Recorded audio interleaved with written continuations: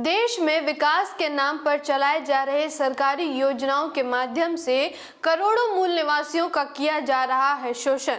Statue of unity और उकाई आदि जैसी कई परियोजनाओं के लिए अधिग्रहित जमीन का अभी तक नहीं मिला है मूल निवासियों को मुआवजा। मैं आकृति कुमारी एमबीएन न्यूज नेटवर्क में आपका स्वागत करती हूं। इस देश में यहां के मूल निवासियों के पास लगभग न के बराबर जमीनें हैं। सरकारी आंकड़ों के मुताबिक मात्र 7% भूमि मूल निवासी वर्ग के पास है और जो ये थोड़ी बहुत भूमि है उन्हें भी बीजेपी कांग्रेस सरकारों द्वारा विभिन्न योजनाओं के तहत हड़पने का प्रयास किया जा रहा है, जिसका ताजा उदाहरण गुजरात में बन रही केंद्र सरकार की पार तापी नर्मदा नदी लिंक परियोजना है। भूमि अधिग्रहण के विरोध में हजारों मूल निवासी आदिवासी समाज आंदोलन कर रहे हैं। बताते चले कि साल 2007-8 में आदिवासियों के कड़े विरोध के बाद यह परियोजना रुक गई थी, लेकिन अब केंद्र सरकार ने फिर से इस योजना पर काम करने का निर्णय लिया है। केंद्र सरकार ने पार तापी नर्मदा नदियों को जोड़कर बांध बनाने का निर्णय लिया है।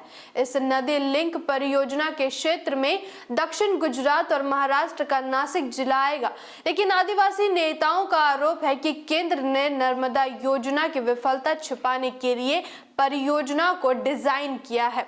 इस नदी लिंक परियोजना के तहत 6 जलाशयों का निर्माण गुजरात के वलसाड़ और डांग जिलों में होना है, जबकि एक जलाशय महाराष्ट्र के नासिक जिले में बनना है। इस पर आदिवासियों का कहना है कि महाराष्ट्र के डांग, वलसाड़ और नासिक जिले के 6 जलाशय विकसित होने से करीब 50,000 मूल निवासी परिवार सीधे प्रभावित होंगे। इनमें से 3 बांध डांग में, 1 वलसाड़ में और 2 महाराष्ट्र में विकसित किए जाएंगे। डांग जिले के वघाई तालुका में बनाने वाले 3 बांधों के क्षेत्रों में कम से कम 35 गांव पूरी तरह से जलमग्न हो जाएंगे। इस परियोजना के विरोध में हजारों मूल निवासी आदिवासी विरोध में उतरे हुए हैं। धर्मपुर थाने के उप निरीक्षक एस.जे. परमार ने बताया कि पूर्वी गुजरात के वलसाड़, डांग, नक्सारी जिलों और महाराष्ट्र तथा दादर नगर हवेली से 4-5 हजार लोगों ने इस शांतिपूर्ण प्रदर्शन कर अपना विरोध जताया है। आरोप यह भी लग रहा है कि कई स्थानों पर पुलिस ने आदिवासियों को रैली में पहुंचने से रोकने के लिए बैरिकेड्स लगाए हैं।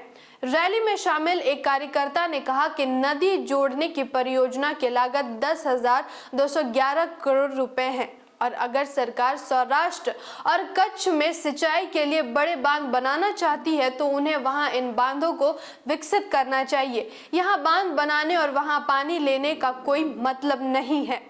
एक रिपोर्ट के मुताबिक पार तापी नर्मदा नदियों को जोड़ने वाली इस परियोजना के तहत 7 बांधों के निर्माण से लगभग 7,500 हेक्टेयर भूमि जलमग्न हो जाएगी। इस परियोजना से लाखों मूल निवासी बेघर हो जाएंगे और उनका जीवन बुरी तरह से प्रभावित हो जाएगा। पूर्व में भी सरकार अपनी योजनाओं से प्रभावित मुआवजा देने में विफल रही है, जिसका उदाहरण स्टैच्यू ऑफ यूनिटी और उकाई आदि जैसी कई परियोजनाएं हैं।